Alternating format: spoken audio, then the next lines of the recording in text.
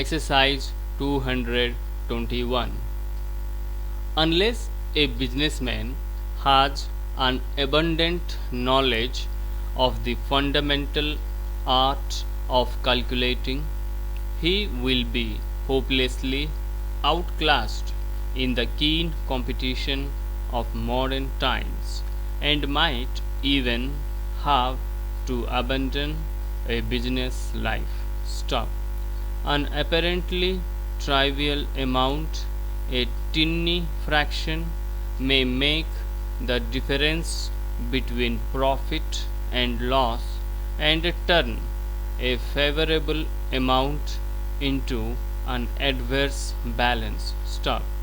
In no branch of commerce is this more evident than in transactions with the continent and other parts of the world.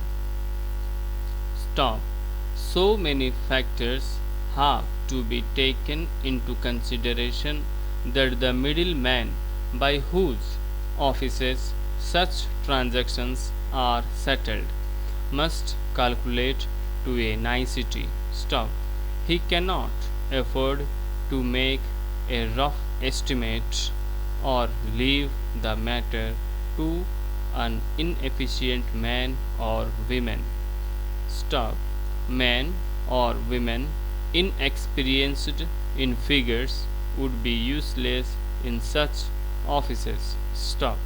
He carries on his business of bill broking, of buying from those who have credit abroad and selling to those that seek credit, largely on borrowed money for which he pays interest. Stop.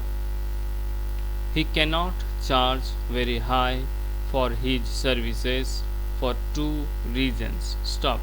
Other brokers are available and there are other ways of settling debts than the buying of a draft to send abroad. Stop.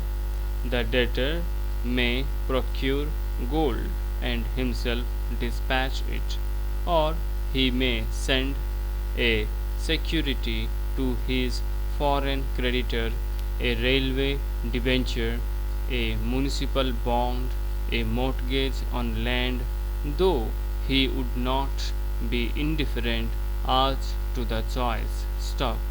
For, in a sense, we can, in these days so closely identified, is property with the legal title to it, export our fields and factories, our railroads and canals to pay for our imports. Stop.